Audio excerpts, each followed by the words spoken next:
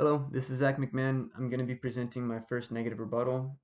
So right off the bat, first thing I'm going to say is that it appears that my opponent missed my information and my facts that I had posted on my last video.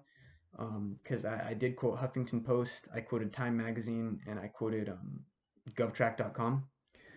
So I guess my opponent missed that, but the statement he made that that would be in his favor for this argument has to be nullified because it's not true. I did post facts. And so for the first point that I'd like to argue that he stated would be the in-court situation, defending video footage versus hearsay. So one thing I would like to take note is that if we're going to be spending $75 million on these body cameras, I want them to work 100% of the time, and they should. That being said, a lot of these videos can be edited very easily. A lot of these videos can be spun very easily, and sometimes they don't have sound, so that's not incriminating. Um, the thing is that a lot of them record at less than 60 frames per second or less than 30 frames per second. And in that case, it's really hard to see what's going on. You might miss very important things that are going on in the video just because the quality is not up to par. And so that's a big deal about these lawyers arguing it in court is if the video camera doesn't catch it, it didn't happen. So there's no point in spending $75 million on cameras if the lawyers are just going to spin it anyway. So why do it? Um, for the second point that my opponent made, um, I guess he stated that bringing it back in my previous video, I had stated that unless a law allowed citizens to see themselves in these videos, then I don't think it should be constitutionally correct. Um, so I guess my opponent pulled up a law that was passed in California, which I conceded already that this law had been passed in scattered states. He stated that in California, we have recently passed a law that allows citizens to see the videos of them in court, which I already said. Um, so I conceded that point, but we're talking about federal law here, and I don't know if my opponent understands that, but federal law is different than state law because federal law affects all the states in the country, not just a single state. So federal law, it is much more important for this law to be passed federally than statewide. It doesn't really make much of a difference statewide because people will still be affected negatively. And so for my third point, uh, my opponent did make one statement that I did not agree with, and that was that a large portion of police officers are corrupt and racist.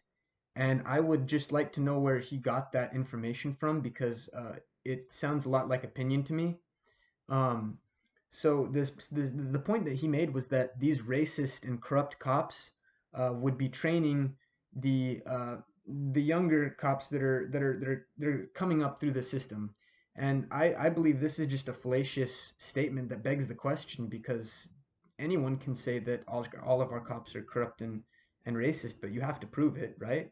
So um, I would assume that that point has to be negated because it's not fact, it's opinion. So that would be in my favor heavily. So one of the final points that I really want to make here is that the the officers that are let me bring it back a little bit. My opponent stated that I did not cover one of the assertions he made, and that was the false incrimination of dirty police officers wearing these body cameras. But what I'd like to say about that is that realistically, a dirty cop is going to turn his camera off every time before he does something dirty, right? They're not going to record themselves breaking the law. That would be stupid. And sometimes there's a rare case where they accidentally forgot to hit the power button.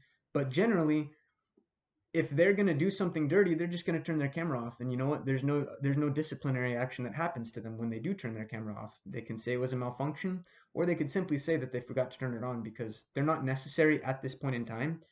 So they don't have to be running 24/7. There's nothing stating that they have to. That being said, I think that literally negates every advantage that a body camera would offer because the cop is just going to turn them off. And there's nothing we can do about it. So regardless of what my opponent says that the officer might look bad in court if he were to turn off his camera, it doesn't matter if he looks bad because he's still innocent. So Sure, he'll look bad, but it doesn't matter because he's not going to get charged with anything because he's not breaking any laws. And so, once again, my opponent's statement is totally refuted and it cannot count for anything. Um, the last statement I would like to make is that my counter plan is a better counter plan. Sure, you know what, it might cost a little bit more and it might take a little bit longer, but dirty cops aren't going to slip through the cracks on this one like they will with body cameras, because with a body camera, like I stated, they can just turn it off. If we bring these officers up with the right type of training and the right attitude towards the people that they're policing, they will be better police simply because they're trained better and they know how to handle situations that officers right now don't really have to deal with or understand how to deal with. And that's why we're slapping body cameras on. So, asking the question in an audience here, I don't know what you would prefer is a highly trained cop with no camera, but that treats you respectfully and knows he's being recorded from his cruiser, or an untrained officer with a body camera that probably has it turned off and they weren't trained any extra. They don't understand how to deal with many situations.